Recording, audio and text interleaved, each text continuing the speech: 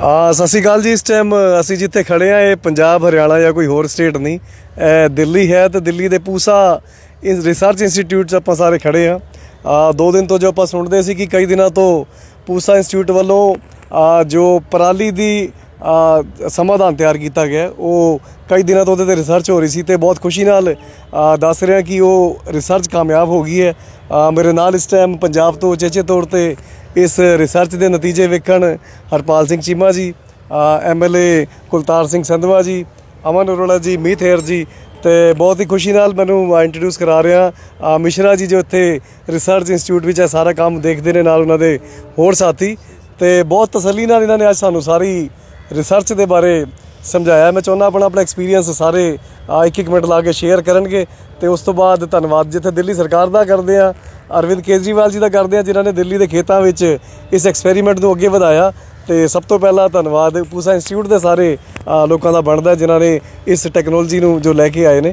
ਅਤੇ ਚੀਮਾ ਜੀ ਤੋਂ ਸ਼ੁਰੂ ਕਰਦੇ ਹਾਂ। ਕਿੱਦਾਂ ਚੀਮਾ ਜੀ ਤੁਹਾਨੂੰ ਲੱਗਿਆ? ਆਪਣਾ ਐਕਸਪੀਰੀਅੰਸ ਸਾਂਝਾ ਕਰੋ। ਦੇਖੋ, ਅੱਜ ਅਸੀਂ ਪੂਸਾ ਇੰਸਟੀਟਿਊਟ ਵਿੱਚ ਆਵਾਂਗੇ, ਦੇਖਿਆ ਕਿਸ ਤਰ੍ਹਾਂ ਇਹਨਾਂ ਨੇ ਬਾਇਓ ਕੰਪੋਜ਼ਰ ਤਿਆਰ ਕੀਤਾ ਗਾ। ਜਿਹੜੀ ਪਰਾਲੀ ਪੂਰੇ ਦੇਸ਼ ਸਾੜੀ ਜਾਂਦੀ ਆ, ਜਿਸ ਪਰਾਲੀ ਨੂੰ ਪੂਰੇ ਦੇਸ਼ ਦੇ ਵਿੱਚ ਅੱਗ ਲਾਇਆ ਜਾਂਦਾ ਗਾ, ਉਸ ਪਰਾਲੀ ਨੂੰ ਖੇਤ ਦੇ ਵਿੱਚ ਹੀ ਉਸ ਘੋਲ ਦੇ ਨਾਲ ਕਿਵੇਂ ਨਸ਼ਟ ਕਰਨਾ ਗਾ, ਉਸ ਨਸ਼ਟ ਨਹੀਂ ਕਰਨਾ, ਉਸ ਨੂੰ ਖਾਦ ਦੇ ਰੂਪ ਵਿੱਚ ਕਿਵੇਂ ਤਬਦੀਲ ਕਰਨਾ, ਆ ਕੇ ਦੇਖਿਆ ਬਹੁਤ ਅੱਛਾ ਲੱਗਿਆ। ਸਾਰੇ ਵਿਗਿਆਨੀ ਜਿਹੜੇ ਹੈਗੇ ਨੇਗੇ ਇਸ ਇੰਸਟੀਟਿਊਸ਼ਨ ਦੇ ਜਿਹੜੇ ਵਿਗਿਆਨੀ ਨੇਗੇ, ਉਹਨਾਂ ਨੇ ਦੱਸਿਆ ਕਿ ਕਿਵੇਂ ਬੜੇ ਆਸਾਨੀ ਤਰੀਕੇ ਦੇ ਨਾਲ ਬੜੇ ਘੱਟ ਰੇਟ 'ਤੇ ਬਹੁਤ ਸਸਤੇ ਰੇਟਾਂ ਦੇ ਉੱਤੇ ਘੋਲ ਤਿਆਰ ਹੁੰਦਾ ਗਾ, ਔਰ ਜ਼ਮੀਨ 'ਚ ਪਾ ਕੇ ਉਹ ਜਿਹੜੀ ਜ਼ਮੀਨ ਦੀ ਉਪਜਾਊ ਸ਼ਕਤੀ ਵੀ ਵਧਾਈ ਜਾ ਸਕਦੀ ਆ। ਸੋ ਬਹੁਤ ਅੱਛਾ ਲੱਗਿਆ, ਕਿਉਂਕਿ ਅਸੀਂ ਇਹ ਜਿਹੜਾ ਤਜਰਬਾ ਇੱਥੋਂ ਲਿਆ ਗਾ, ਜਿਹੜਾ ਮੈਂ ਸਮਝਦਾ ਦਿੱਲੀ ਸਰਕਾਰ ਅਤੇ ਇਸ ਇੰਸਟੀਟਿਊਸ਼ਨ ਦੇ ਜਿਹੜੇ ਯਤਨਾਂ ਸਦਕੇ ਹੋਇਆ ਗਾ, ਇਸ ਜਿਹੜਾ ਤਜਰਬੇ ਨੂੰ ਅਸੀਂ ਪੰਜਾਬ 'ਚ ਲੈ ਕੇ ਜਾਵਾਂਗੇ, ਔਰ ਪੰਜਾਬ ਸਰਕਾਰ ਨੂੰ ਬੇਨਤੀ ਕਰਾਂਗੇ ਕਿ ਇਸ ਤਰ੍ਹਾਂ ਦੀ ਜਿਹੜੀ ਆ ਰਿਸਰਚ ਨੂੰ ਹੋਰ ਅੱਗੇ ਵਧਾਇਆ ਜਾਵੇ, ਔਰ ਪੰਜਾਬ 'ਚ ਲਾਗੂ ਕੀਤਾ ਜਾਵੇ। ਅਸੀਂ ਇਸ ਦਾ ਜਿਹੜਾ ਹੈਗਾ ਮਟੀਰੀਅਲ ਵੀ ਲੈ ਕੇ ਜਾਵਾਂਗੇ, ਤਾਂ ਕਿ ਅਸੀਂ ਆਪਣੇ ਕਿਸਾਨਾਂ ਨੂੰ ਦੇ ਸਕੀਏ, ਉਹਦਾ ਤਜਰਬਾ ਕਰ ਸਕੀਏ। ਮੈਂ ਇਸ ਇੰਸਟੀਟਿਊਟ ਦੇ ਡਾਇਰੈਕਟਰ ਸਾਹਿਬਾਨ ਦਾ, ਵਿਗਿਆਨੀਆਂ ਦਾ, ਸਾਰਿਆਂ ਦਾ ਬਹੁਤ ਬਹੁਤ ਧੰਨਵਾਦ ਕਰਦਾ ਕਿ ਜਿਨ੍ਹਾਂ ਨੇ ਇੱਕ ਬਹੁਤ ਅੱਛਾ ਘੋਲ ਤਿਆਰ ਕੀਤਾ ਗਾ, ਜਿਹਦੀ ਮੈਂ ਸਮਝਦਾ ਪੋਲਿਊਸ਼ਨ ਕੰਟਰੋਲ ਕਰਨ ਦੇ ਵਿੱਚ ਸਭ ਤੋਂ ਵੱਡੀ ਮਦਦ ਜਿਹੜੀ ਆ ਦਿੱਲੀ ਨੂੰ ਮਿਲੂਗੀ, ਪੰਜਾਬ ਨੂੰ ਮਿਲੂਗੀ, ਪੂਰੇ ਦੇਸ਼ ਨੂੰ ਮਿਲੂਗੀ। ਬਹੁਤ ਬਹੁਤ ਧੰਨਵਾਦ। ਅੱਜ ਇੱਥੇ ਪੂਸਾ ਰਿਸਰਚ ਇੰਸਟੀਚਿਊਟ ਵਿੱਚ ਆ ਕੇ ਬੜਾ ਪਹਿਲੀ ਗੱਲ ਤਾਂ ਖੁਸ਼ੀ ਹੋਈ ਕਿ ਦਿੱਲੀ ਵਰਗੇ ਸ਼ਹਿਰ ਦੇ ਵਿੱਚ ਖੇਤੀਬਾੜੀ 'ਤੇ ਕੰਮ ਹੋ ਰਿਹਾ, ਔਰ ਇੱਥੇ ਆ ਕੇ ਸਾਡੇ ਦੇਸ਼ ਦੇ ਟੌਪ ਦੇ ਜਿਹੜੇ ਐਗਰੀਕਲਚਰ ਰਿਸਰਚ ਸਾਇੰਟਿਸਟ ਇੱਥੋਂ ਬਣਦੇ ਆ, ਪੋਸਟ ਗ੍ਰੈਜੂਏਸ਼ਨ ਆਪਦੀ ਇੱਥੇ ਕਰਦੇ ਆ। ਔਰ ਸਭ ਤੋਂ ਵੱਡੀ ਜਿਹੜੀ ਮਨ ਨੂੰ ਤਸੱਲੀ ਇਹ ਹੋਈ ਵੀ ਜਿਹੜੀ ਦੇਸ਼ ਦੇ ਵਿੱਚ ਅੱਜ ਸਾਡੇ ਪੰਜਾਬ ਦੇ, ਹਰਿਆਣੇ ਦੇ ਜਿੱਥੇ ਝੋਨਾ ਲੱਗਦਾ, ਉੱਥੇ ਪਰਾਲੀ ਦੀ ਬੜੀ ਵੱਡੀ ਸਮੱਸਿਆ, ਔਰ ਉਹਦਾ ਹੱਲ ਕੱਢਣ ਲਈ ਇੱਕ ਸਾਰਥਕ ਪਹਿਲ ਕੀਤੀ ਗਈ, ਜਿਹਦੇ 'ਚ ਪੂਸਾ ਰਿਸਰਚ ਇੰਸਟੀਚਿਊਟ ਦੇ ਸਾਇੰਟਿਸਟ ਅਤੇ ਦਿੱਲੀ ਦੇ ਮੁੱਖ ਮੰਤਰੀ ਅਰਵਿੰਦ ਕੇਜਰੀਵਾਲ ਹੋਰਾਂ ਨੇ ਪੂਰਾ ਬੜਾ ਵੱਡਾ ਯੋਗਦਾਨ ਪਾਇਆ। ਔਰ ਅੱਜ ਇੱਥੇ ਆ ਕੇ ਸਾਨੂੰ ਬਹੁਤ ਵਧੀਆ ਲੱਗਿਆ। ਦੇਖੋ ਕਿਸ ਤਰ੍ਹਾਂ ਡੀਕੰਪੋਜ਼ ਹੋਈ ਵੀ ਸਾਰੀ, ਔਰ ਇਹਦੇ 'ਚ ਕਣਕ ਬੀਜੀ ਗਈ ਆ, ਔਰ ਇਹ ਟੈਕਨੋਲੋਜੀ ਨੂੰ ਆਪਾਂ ਸਾਰੇ ਪੰਜਾਬ ਦੇ ਵਿੱਚ ਲੈ ਕੇ ਜਾਣਾ। ਔਰ ਪਰਾਲੀ ਨੂੰ ਸਾੜਨ ਦੀ ਬਜਾਏ ਉਹ ਆਮਦਨ ਦਾ ਸਾਧਨ ਕਿਵੇਂ ਬਣ ਸਕਦੀ, ਉਹਦੇ ਬਾਰੇ ਸਾਨੂੰ ਡਾਕਟਰ ਸਾਹਿਬ ਨੇ ਦੱਸਿਆ। ਇਹਦੇ ਬਾਰੇ 9 ਤਰੀਕ ਨੂੰ ਤੇਪਲਾ ਪਿੰਡ ਆ ਜਿਹੜਾ ਉੱਥੇ ਹਰਿਆਣੇ ਦੇ ਵਿੱਚ ਅੰਬਾਲੇ ਦੇ ਲਾਗੇ, ਉੱਥੇ ਵੀ ਇਹ ਕੈਂਪ ਲਾ ਰਹੇ। ਅਗਰ ਤੁਸੀਂ ਵੀ ਸਾਰੇ ਉੱਥੇ ਪਹੁੰਚਣਾ ਚਾਹੋ ਤਾਂ ਇਹ ਇੱਕ ਕਮਾਈ ਦਾ ਸਾਧਨ ਹੋ ਸਕਦਾ ਕਿ ਇੱਕ ਤਾਂ ਆਪਣੀ ਪ੍ਰੋਬਲਮ ਬਣੀ ਹੋਈ ਹੈ ਪਰਾਲੀ, ਲੇਕਿਨ ਪਰਾਲੀ ਪ੍ਰੋਬਲਮ ਨਾ ਹੋ ਕੇ ਸਾਡੇ ਲਈ ਕਮਾਈ ਦਾ ਇੱਕ ਕਾਰੋਬਾਰ ਦਾ ਇੱਕ ਸਾਧਨ ਵੀ ਬਣ ਸਕਦੀ ਹੈ। ਉਹਦੀ ਜਾਣਕਾਰੀ ਆਪਾਂ ਇੱਥੇ ਲਵਾਂਗੇ। ਬਹੁਤ ਧੰਨਵਾਦ ਜਰਨੈਲ ਜੀ ਦਾ, ਬੜਾ ਧੰਨਵਾਦ ਜਿਹੜੇ ਸਾਨੂੰ ਅੱਜ ਇੱਥੇ ਲੈ ਕੇ ਆਏ ਆ, ਔਰ ਜਿਹੜੇ ਸਾਡੇ ਸਾਇੰਟਿਸਟ ਆ ਇੱਥੇ ਡਾਕਟਰ ਸਾਹਿਬ ਹੋਰੀ, ਡਾਕਟਰ ਮਿਸ਼ਰਾ ਜੀ ਇੱਥੋਂ ਦੇ ਡਾਇਰੈਕਟਰ ਸਾਹਿਬ, ਉਹਨਾਂ ਦਾ ਬੜਾ ਧੰਨਵਾਦ। ਅਰਵਿੰਦ ਕੇਜਰੀਵਾਲ ਦਾ ਬੜਾ ਧੰਨਵਾਦ, ਮੁੱਖ ਮੰਤਰੀ ਸਾਹਿਬ ਦਾ, ਜਿਨ੍ਹਾਂ ਨੇ ਸਾਨੂੰ ਪ੍ਰੇਰਿਤ ਕੀਤਾ ਇੱਥੇ ਆਉਣ ਲਈ। ਬਹੁਤ ਬਹੁਤ ਧੰਨਵਾਦ ਜੀ। ਜੀ ਅਮਨ ਜੀ ਵੀ ਆਪਣਾ ਐਕਸਪੀਰੀਅੰਸ ਸਾਂਝਾ ਕਰਨ। ਦੋਸਤੋ, ਸਾਥੀਓ, ਸਤਿ ਸ਼੍ਰੀ ਅਕਾਲ। ਦੋਸਤੋ, ਲੰਮੇ ਸਮੇਂ ਤੋਂ ਆਪਾਂ ਪੂਸਾ ਤਾਂ ਪੰਜਾਬ ਦੇ ਵਿੱਚ ਘਰ ਘਰ ਯੂਜ਼ ਹੋਣ ਵਾਲਾ, ਵਰਤਿਆ ਜਾਣ ਵਾਲਾ ਸ਼ਬਦ ਹੈ। ਪੂਸਾ 44, ਪੂਸਾ 1509, ਕਈ ਕਿਸਮਾਂ ਨੇ ਜਿਹੜੀਆਂ ਪੂਸਾ ਦੇ ਨਾਂ 'ਤੇ ਰਜਿਸਟਰਡ ਨੇ। ਪਰ ਸਾਨੂੰ ਬੜੀ ਖੁਸ਼ੀ ਹੋਈ, ਔਰ ਵਿਸ਼ੇਸ਼ ਤੌਰ 'ਤੇ ਧੰਨਵਾਦ ਹੈ ਜਿਹੜਾ ਉਹ ਅਰਵਿੰਦ ਕੇਜਰੀਵਾਲ ਜੀ ਦਾ, ਬਾਈ ਜਰਨੈਲ ਜੀ ਹੋਣਾ ਦਾ, ਪੂਸਾ ਦੇ ਡਾਇਰੈਕਟਰ ਸਾਹਿਬ ਹੋਣਾ ਦਾ, ਸਾਰਿਆਂ ਦਾ, ਕਿ ਅੱਜ ਦਿੱਲੀ ਦੇ ਵਿੱਚ ਸਾਨੂੰ ਇਸ ਇੰਸਟੀਚਿਊਟ ਦੇ ਵਿੱਚ ਵਿਜ਼ਿਟ ਕਰਨ ਦਾ ਮੌਕਾ ਮਿਲਿਆ। ਜਿਵੇਂ ਮੇਰੇ ਤੋਂ ਪਹਿਲਾਂ ਬਾਈ ਜਰਨੈਲ ਜੀ ਨੇ, ਹਰਪਾਲ ਜੀ ਨੇ, ਕੁਲਤਾਰ ਜੀ ਨੇ ਦੱਸੀ ਹੈ ਕਿ ਜਿੱਥੇ ਇਹਦੇ ਨਾਲ ਜਿਹੜੀ ਸਟਬਲ ਬਰਨਿੰਗ ਦੀ ਵਜ੍ਹਾ ਕਰਕੇ ਇਨਵਾਇਰਮੈਂਟ ਪੋਲਿਊਸ਼ਨ ਹੁੰਦੀ ਹੈ, ਉਹ ਰੋਕਿਆ ਜਾ ਸਕਦਾ ਹੈ। ਕਿਸ ਤਰੀਕੇ ਦੇ ਨਾਲ ਕੁਦਰਤੀ ਤਰੀਕੇ ਦੇ ਨਾਲ ਨੇਚਰ ਆਪਦੇ ਰੰਗ ਦਿਖਾਉਂਦੀ ਹੈ, ਕੁਦਰਤ ਦਿਖਾਉਂਦੀ ਹੈ। ਅਸੀਂ ਅੱਜ ਖੇਤਾਂ ਦੇ ਵਿੱਚ ਖੜ੍ਹੇ ਹਾਂ, ਅਤੇ ਆਹ ਗਿਰਜਾਂ ਜਿਹੜੀਆਂ ਕਿ ਮੇਰੇ ਖਿਆਲ ਦੇ ਵਿੱਚ ਪੰਜਾਬ ਦੇ ਵਿੱਚੋਂ ਤਾਂ ਸ਼ਾਇਦ 25-30 ਸਾਲ ਹੋ ਗਏ ਖ਼ਤਮ ਹੋ ਗਈਆਂ, ਕਿਉਂਕਿ ਇੰਨੀ ਕੁ ਇੰਨੀ ਕੁ ਪੋਲਿਊਸ਼ਨ ਦਾ ਸਾਧਨ ਬਣ ਚੁੱਕਿਆ ਤੇ ਇੰਨਾ ਕੁ ਯੂਰੀਆ ਔਰ ਬਾਕੀ ਸਾਰੀਆਂ ਚੀਜ਼ਾਂ ਦੇ ਨਾਲ, ਪਰ ਅੱਜ ਇੱਥੇ ਦਿੱਲੀ ਦੇ ਵਿੱਚ ਗਿਰਜਾਂ ਹੀ ਗਿਰਜਾਂ ਦੇਖਣ ਨੂੰ ਮਿਲਦੀਆਂ ਨੇ। ਇਹ ਕੁਦਰਤ ਦਾ, ਮੈਂ ਸਮਝਦਾ ਕਿ ਇੱਕ ਨੇਮ ਹੈ, ਕੁਦਰਤ ਦਾ ਨਿਯਮ ਹੈ ਕਿ ਕੁਦਰਤ ਦੇ ਤੌਰ ਤੇ ਉੱਪਰ ਇਹ ਚੀਜ਼ਾਂ ਆਪਣੇ ਆਪ, ਕਿਉਂਕਿ ਇੱਥੇ ਕਿਸੇ ਤਰੀਕੇ ਦਾ ਕੋਈ ਜਿਹੜਾ ਜ਼ਹਿਰੀਲੇ ਤੱਤ ਨੇ ਉਹ ਨਹੀਂ ਹੈਗੇ। ਮਿੱਟੀ ਕੁਦਰਤ ਨੇ ਜਿਸ ਫਾਰਮ ਦੇ ਵਿੱਚ ਬਣਾਈ ਹੈ ਉੱਥੇ ਅਵੇਲੇਬਲ ਹੈ। ਸੋ ਮੈਂ ਸਮਝਦਾ ਕਿ ਇੱਕ ਬਹੁਤ ਵਧੀਆ ਐਕਸਪੀਰੀਅੰਸ ਹੈ। ਤੇ ਜਿਵੇਂ ਕੁਲਤਾਰ ਜੀ ਨੇ ਦੱਸਿਆ ਕਿ ਆਉਣ ਵਾਲੇ ਦਿਨਾਂ ਦੇ ਵਿੱਚ ਤੇਪਲਾ ਅੰਬਾਲੇ ਦੇ ਵਿੱਚ ਪੈਂਦਾ, ਉੱਥੇ ਵੀ ਆਉਣਾ, ਔਰ ਉਸ ਤੋਂ ਬਾਅਦ ਮੁਕੇਰੀਆਂ ਦੇ ਵਿੱਚ ਵੀ ਡਾਕਟਰ ਸਾਹਿਬ ਉਹਨਾਂ ਦੀ ਟੀਮ ਨੇ ਜਾਣਾ। ਆਪਾਂ ਸਾਰੇ ਉੱਥੇ ਪਹੁੰਚ ਕੇ ਦੇਖੀਏ, ਸਿੱਖੀਏ, ਸਮਝੀਏ ਤੇ ਨਾਲ ਹੀ ਆਪਦੀ, ਗੁਰੂ ਸਾਹਿਬ ਨੇ ਕਿਹਾ ਸੀਗਾ, ਪਵਨ ਗੁਰੂ, ਪਾਣੀ ਪਿਤਾ, ਮਾਤਾ ਧਰਤ ਮਹੱਤ, ਤੇ ਅਨਫੋਰਚੂਨੇਟਲੀ ਬਦਕਿਸਮਤੀ ਦੇ ਨਾਲ ਇਹ ਤਿੰਨੇ ਚੀਜ਼ਾਂ ਨੇ ਜਿਹੜੀਆਂ ਆਪਾਂ ਪੰਜਾਬੀਆਂ ਨੇ ਕਹਿ ਕੇ ਤਾਂ ਆਪਣੇ ਗੁਰੂ ਸਾਹਿਬ ਗਏ ਸੀਗੇ, ਪਰ ਆਪਾਂ ਇਹਨਾਂ ਨੂੰ ਗੰਧਲਾ ਕਰ ਲਿਆ। ਤੇ ਹੁਣ ਮੇਰੇ ਖਿਆਲ ਦੇ ਵਿੱਚ ਸਮਾਂ ਆ ਗਿਆ ਕਿ ਆਪਾਂ ਇਹਨਾਂ ਨੂੰ ਸਾਂਭਣ ਵਾਲੇ ਪਾਸੇ ਚੱਲੀਏ। ਤੇ ਅੱਜ ਇੰਨੀ ਕੁ ਟੈਕਨੋਲੋਜੀ ਡਾਕਟਰ ਸਾਹਿਬ ਹੁਣੀ ਡਿਵੈਲਪ ਕਰ ਚੁੱਕੇ ਨੇ ਕਿ ਇਹ ਫਰਜ਼ ਨਿਭਾਉਣ ਦੇ ਨਾਲ ਨਾਲ, ਐਨਵਾਇਰਨਮੈਂਟ ਨੂੰ, ਵਾਤਾਵਰਨ ਨੂੰ ਸਾਂਭਣ ਦੇ ਨਾਲ ਨਾਲ ਇਹ ਇੱਕ ਕਮਾਈ ਦਾ ਚੰਗਾ ਜ਼ਰੀਆ ਵੀ ਬਣ ਸਕਦਾ ਹੈ। ਸੋ ਇਸ ਕਰਕੇ ਮੈਂ ਸਮਝਦਾ ਕਿ ਬਹੁਤ ਅੱਜ ਸਾਡੇ ਲਈ ਵੀ ਆਈ ਓਪਨਰ ਹੈ ਇੱਥੇ ਪਹੁੰਚ ਕੇ। ਤੇ ਤੁਹਾਨੂੰ ਵੀ ਬੇਨਤੀ ਹੈ ਕਿ ਤੁਸੀਂ ਵੀ ਸਾਰੇ ਜਿਹੜੇ ਆਉਣ ਵਾਲੇ ਦਿਨਾਂ ਦੇ ਵਿੱਚ ਆਪਦੇ ਸ਼ੋਅ ਪੰਜਾਬ ਦੇ ਵਿੱਚ ਔਰ ਹਰਿਆਣਾ ਦੇ ਵਿੱਚ ਕਰਨ ਡਾਕਟਰ ਸਾਹਿਬ ਉਹਨਾਂ ਨੇ, ਉੱਥੇ ਵਿਜ਼ਿਟ ਕਰਕੇ ਆਪਾਂ ਇਹਨਾਂ ਤੋਂ ਜਾਣਕਾਰੀ ਲਈਏ ਤੇ ਆਪਾਂ ਇਸ ਰਾਹ ਚੱਲੀਏ। ਬਹੁਤ ਬਹੁਤ ਧੰਨਵਾਦ। ਵਾਹਿਗੁਰੂ ਜੀ ਕਾ ਖਾਲਸਾ, ਸ਼੍ਰੀ ਵਾਹਿਗੁਰੂ ਜੀ ਕੀ ਫਤਿਹ। ਦੇਖੋ, ਮੈਂ ਸਮਝਦਾ ਕਿ ਜਿਹੜੇ ਪੂਸਾ ਇੰਸਟੀਚਿਊਟ ਦੇ ਡਾਇਰੈਕਟਰ ਨੇ, ਸਾਰੇ ਸਾਡੇ ਸਤਿਕਾਰਯੋਗ ਸਾਇੰਟਿਸਟ ਸਾਹਿਬਾਨ ਨੇ, ਸਾਰੇ ਵਧਾਈ ਦੇ ਪਾਤਰ ਹੈ। ਕਿਉਂਕਿ ਜਿਵੇਂ ਮੇਰੇ ਸਾਥੀਆਂ ਨੇ ਦੱਸਿਆ ਕਿ ਜਿਹੜੀ ਚੀਜ਼ ਧਰਤੀ 'ਚੋਂ ਪੈਦਾ ਹੋਈ, ਜਿਹੜੀ ਪਰਾਲੀ, ਉਹਨੂੰ ਕੁਦਰਤੀ ਤਰੀਕੇ ਨਾਲ ਹੀ ਧਰਤੀ ਦੇ ਵਿੱਚ ਜਿਹੜਾ ਇਹਨਾਂ ਨੇ ਦੁਬਾਰਾ ਮਿਲਾਇਆ। ਇਹਦੇ ਨਾਲ ਜਿਹੜੇ ਜ਼ਰੂਰੀ ਤੱਤ ਨੇ, ਜਿਹੜੇ ਸਾਡੀ ਧਰਤੀ ਨੂੰ ਚਾਹੀਦੇ, ਉਹ ਵੀ ਜਿਹੜੇ ਨਾਸ ਨਹੀਂ ਹੁੰਦੇ। ਕਿਉਂਕਿ ਸਾਡੇ ਆਮ ਤੌਰ 'ਤੇ, ਕਿਉਂਕਿ ਜਦੋਂ ਪਰਾਲੀ ਵੱਡੀ ਸਮੱਸਿਆ ਸਾਰੇ ਨਾਰਥ ਇੰਡੀਆ ਦੇ ਵਿੱਚ ਬਣੀ ਹੋਈ ਹੈ, ਜਦੋਂ ਉਹਨੂੰ ਅੱਗ ਲਾਉਣੇ ਆ ਤਾਂ ਅਸੀਂ ਜਿਹੜੇ ਕੁਦਰਤੀ ਤੱਤ ਨੇ ਉਹ ਵੀ ਮਰ ਜਾਂਦੇ ਆ, ਅਤੇ ਨਾਲੇ ਕੈਮੀਕਲ ਦੇ ਨਾਲ ਸਾਡੀ ਜਿਹੜੀ ਧਰਤੀ ਹੈ ਉਹ ਵੀ ਜਿਹੜੀ ਹੈ ਬਰਬਾਦ ਹੋ ਰਹੀ ਹੈ। ਸੋ ਇਹ ਕੋਈ ਜਿਹੜਾ ਇਹਨਾਂ ਨੇ ਘੋਲ ਤਿਆਰ ਕੀਤਾ, ਕੋਈ ਕੈਮੀਕਲ ਨਹੀਂ, ਕੁਦਰਤੀ ਤਰੀਕੇ ਨਾਲ ਜਿਹੜੀ ਪਰਾਲੀ ਹੈ ਉਹਨੂੰ ਡੀਕੰਪੋਜ਼ ਜਿਹੜਾ ਉਹ ਕੀਤਾ ਜਾਂਦਾ ਹੈਗਾ। ਸੋ ਸਾਡੀਆਂ ਸਾਰੀਆਂ ਸਰਕਾਰਾਂ ਨੂੰ ਚਾਹੀਦਾ ਹੈ ਕਿ ਜਿਹੜੀ ਇਹ ਵੱਡੀ ਸਮੱਸਿਆ, ਤੁਸੀਂ ਜਿਹੜਾ ਇੱਦਾਂ ਦਾ ਜਿਹੜੇ ਜ਼ਿਮੀਂਦਾਰ ਹੈ ਉਹਨਾਂ 'ਤੇ ਪ੍ਰੈਸ਼ਰ ਪਾਉਣ ਦੀ ਬਜਾਏ, ਉਹਨਾਂ 'ਤੇ ਫਾਈਨ ਪਾਉਣ ਦੀ ਬਜਾਏ, ਸਾਰੀਆਂ ਸਰਕਾਰਾਂ ਨੂੰ ਮੈਂ ਵਧਾਈ ਦਿੰਦਾ। ਦਿੱਲੀ ਸਰਕਾਰ ਨੂੰ ਜਿਹੜੀ ਇਹਨਾਂ ਦੀ ਜਿਹੜੀ ਖੋਜ ਕੀਤੀ ਹੈ, ਜਿਹੜੀ ਪੂਸਾ ਨੇ, ਉਹਨੂੰ ਕਿਸਾਨਾਂ ਤੱਕ ਲੈ ਕੇ ਜਾ ਰਹੀ ਹੈ ਤੇ ਕਿਸਾਨਾਂ ਨੂੰ ਉਹਦਾ ਫਾਇਦਾ ਪਹੁੰਚਾ ਰਹੀ ਹੈ ਤੇ ਪੋਲੂਸ਼ਨ ਨੂੰ ਵੀ ਜਿਹੜਾ ਕੰਟਰੋਲ ਕਰਨ 'ਚ ਵੱਡਾ ਯੋਗਦਾਨ ਪਾ ਰਹੀ ਹੈ।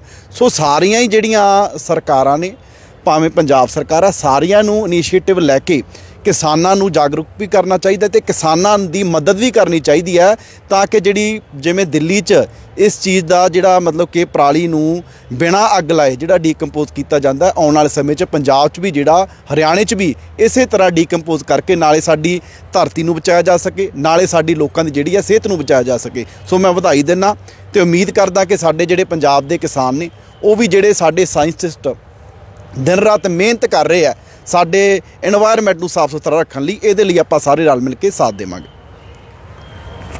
ਪੂਸਾ ਰਿਸਰਚ ਇੰਸਟੀਚਿਊਟ ਤੋਂ ਸਾਡੇ ਨਾਲ ਮਿਸ਼ਰਾ ਜੀ ਨੇ, ਜੋ ਆਪ ਸਾਇੰਟਿਸਟ ਨੇ ਤੇ ਜਿਨ੍ਹਾਂ ਨੇ ਬਹੁਤ ਤਰੀਕੇ ਨਾਲ ਸਾਰਾ ਸਾਨੂੰ ਦੱਸਿਆ। ਮਿਸ਼ਰਾ ਜੀ ਜ਼ਰੂਰ ਸਾਨੂੰ ਹੋਰ ਕੁਝ ਗਿਆਨ ਦੀ ਗੱਲਾਂ ਦੱਸ ਸਕਦੇ ਨੇ। ਮਿਸ਼ਰਾ ਜੀ, पहले तो मैं आप सभी महानुभावों का संस्थान की तरफ से स्वागत करता हूं। हमारे निदेशक महोदय से आपकी मुलाकात हुई और ढेर सारी बातें डिस्कस हुई टेक्नोलॉजी के बारे में। पूसा संस्थान का बहुत बड़ा योगदान है देश की एग्रीकल्चर में। इसे हम हरित क्रांति की जननी कहते हैं। यहाँ से हरित क्रांति जो है न शुरू हुई। जितने बड़े बड़े वैज्ञानिक के नाम आप सुने होंगे, सब यहीं छात्र रहे, छात्र होकर के वैज्ञानिक रहे। 116 साल पुराना इतिहास है इसका और हमें गर्व महसूस होता है कि हम इस संस्थान से जुड़े हैं। और इस संस्थान का पंजाब की कृषि के लिए भी बहुत बड़ा योगदान है, बहुत शुरू से। और जैसा हमारे मित्र बता रहे थे कि पूसा 44, पूसा 1509 और ढेर सारी ऐसी वेराइटीज़ हैं जो बहुत पॉपुलर है पंजाब में। और हम लोग भी पंजाब के किसानों से बहुत जुड़े हुए हैं और बहुत कुछ सीखे उनसे। तो पंजाब के किसानों को और आप सबको हम धन्यवाद देते हैं। जहाँ तक पराली का सवाल है, ये एक बहुत बड़ा मिनास बना हुआ है। पराली के बारे में हमारा नारा है कि जलाइए नहीं गलाइए। तो पराली को जलाना नहीं है, पराली को, जहाँ हम खड़े हैं इस पूरी एरिया में धान था, हमारा धान की फसल, हमारे मित्र ज्ञानेंद्र सिंह जी हैं, जो इस पूरे सीड प्रोडक्शन यूनिट के इंचार्ज हैं, जो इसको देखते हैं। बहुत मेहनती और बहुत ही कर्मठ साइंटिस्ट हैं। तो ये हम लोगों ने, निदेशक महोदय ने डिसाइड किया कि किसानों को बताने के पहले अपना भी करके देखो। तो अपनी फील्ड में सबसे पहले ये पूरी फील्ड जितनी है, धान की जितनी क्षेत्र है, उसमें सब में पूसा डिकम्पोजर, जो वैसे बताया गया कि ये कल्चर है, ये रसायन नहीं है, ये माइक्रोबियल कल्चर है, बिल्कुल नैसर्गिक है, बिल्कुल जो है ना ऑर्गेनिक है। और इसको लगा करके, और जो जैसे बताया गया कि इसका आपको तरीके बताए गए, हम डिस्कस कर रहे थे आपसे कि कैसे आपको 4 कैप्सूल हैं, उन 4 कैप्सूल से आप 1 हेक्टेयर के लिए पूरा छिड़काव के लिए वो सफिशिएंट है। उनसे उनका छिड़काव करके फिर रोटावेटर हमारे सभी किसानों के पास है। रोटावेटर एक बार चलाना है और उसके बाद एक हल्का पानी दे देना है, और ये 20-25 दिन वेट करिए। 20-25 दिन में ये ऐसी स्थिति हो जाएगी कि आपके बुआई लायक हो जाएगी।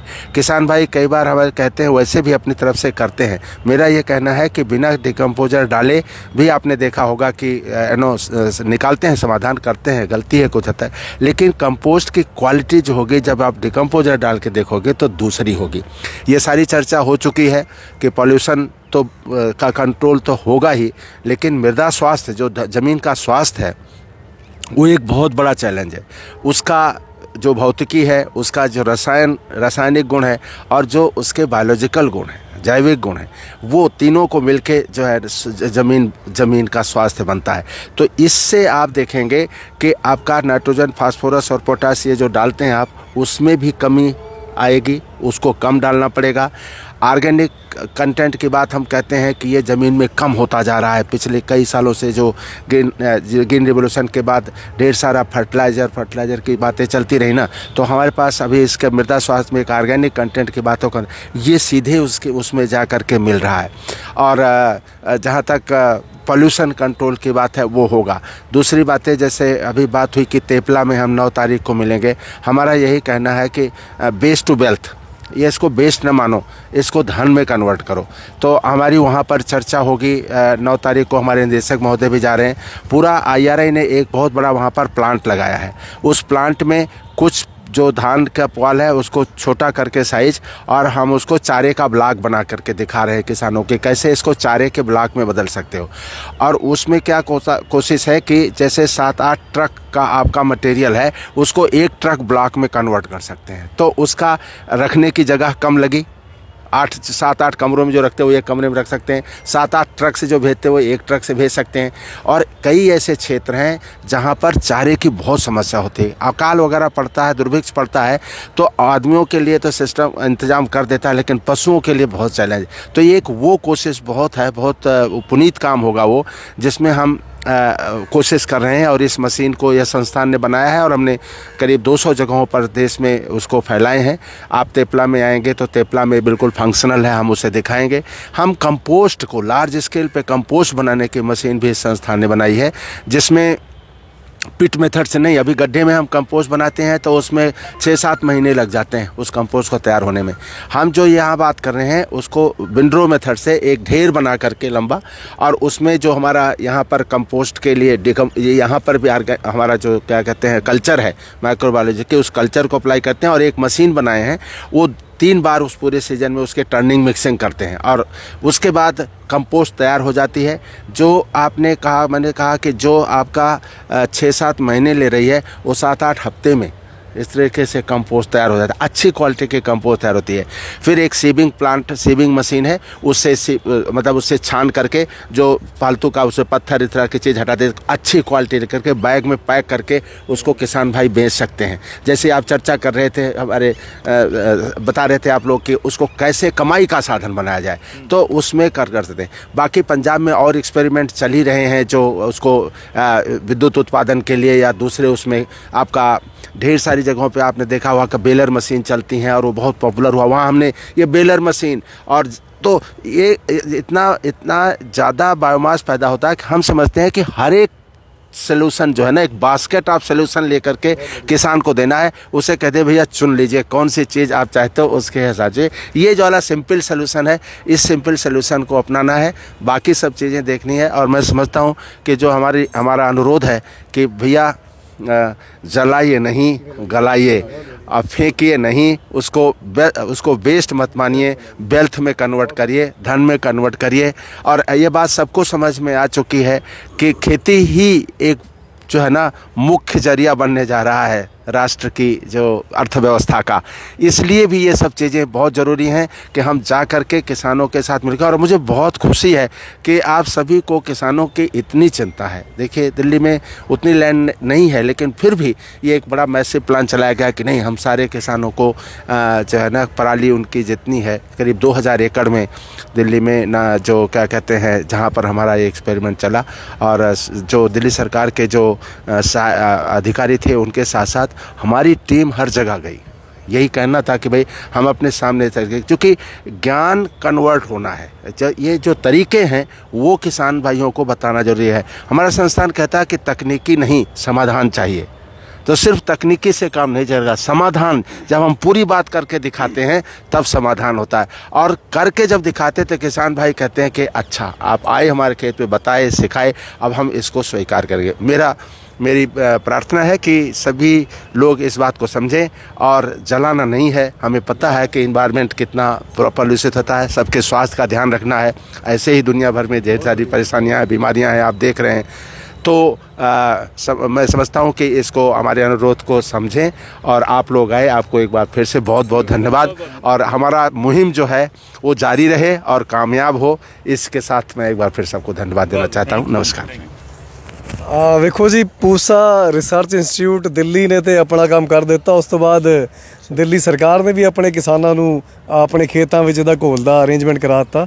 ਜ਼ਿੰਮੇਵਾਰੀ ਸਾਰਿਆਂ ਦੀ ਬਣਦੀ ਹੈ, ਸਾਰੀ ਸਰਕਾਰਾਂ ਦੀ ਬਣਦੀ ਹੈ, ਪਰ ਆਪਾਂ ਆਮ ਆਦਮੀ ਪਾਰਟੀ ਵੱਲੋਂ ਪੂਰੀ ਕੋਸ਼ਿਸ਼ ਕਰਾਂਗੇ ਕਿ ਪੰਜਾਬ ਦੇ ਹਰ ਕਿਸਾਨ ਨੂੰ ਮੁਹੱਈਆ ਕਰਾਇਆ ਜਾ ਸਕੇ। ਇੱਕ ਵਾਰ ਫਿਰ ਤੋਂ ਪੂਸਾ ਰਿਸਰਚ ਇੰਸਟੀਚਿਊਟ ਦੇ ਡਾਇਰੈਕਟਰ ਸਾਹਿਬ ਦਾ, ਮਿਸ਼ਰਾ ਜੀ ਦਾ, ਗਿਆਨੇਂਦਰ ਜੀ ਦਾ, ਜੋ ਇਹ ਸਾਰਾ ਪ੍ਰੋਜੈਕਟ ਵੇਖ ਰਹੇ ਨੇ, ਸਾਰਿਆਂ ਦਾ ਬਹੁਤ ਬਹੁਤ ਧੰਨਵਾਦ।